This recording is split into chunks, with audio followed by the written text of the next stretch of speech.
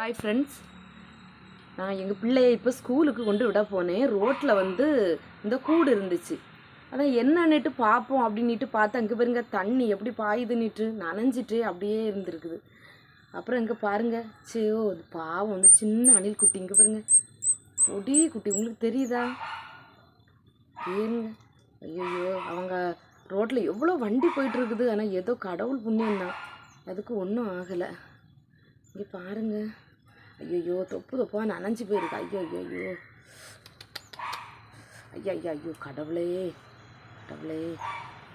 இங்கே பாருங்க எவ்வளோ பொடிசாக இருக்குதுன்னு, முடி கூட சரியாக முளைக்கலை. இங்கே பாருங்க தண்ணி தொப்பா பாஞ்சிட்டே இருக்குது. ஒரு குட்டி தான் இருக்குது, வேற இருக்குதா?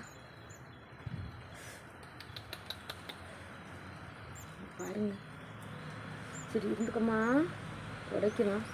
இது பாருங்க நல்லா நனைஞ்சிட்டு, வேற இல்லை.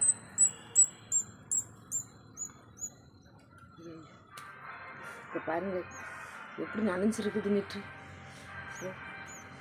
இனி எப்படி இது அவங்க அம்மா கிட்ட எப்படியாவது கொடுக்கணும். இது ரோட்டில் வேற ரொம்ப சத்தமாக இருக்குது, வண்டி போயிட்டுருக்கு. இந்த அணில் போட சத்தம் அதுக்கு கேட்கவே செய்யாது. இப்போ பாருங்க, இதை அழகாக தொடச்சி க்ளீன் பண்ணி அதுக்கு ஏதாவது பால் ஏதாவது கொடுப்போம். நம்ம இப்போ தேங்காய் பால் தான் கொடுக்க முடியும்னு நினைக்கேன். அது குடிக்குதோ என்னமோ தெரியல. பாருங்கள் ஃப்ரெண்ட்ஸ் எப்படி இருக்குன்னு. ஐயோ சத்தம் போடுது பாருங்கள் ஃப்ரெண்ட்ஸ். ஐயோ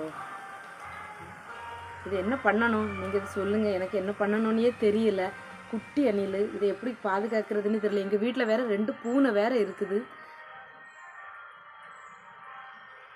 ஐயோ ரொம்ப பாருங்க, வயிறெல்லாம் ரொம்ப சுருங்கி போச்சு.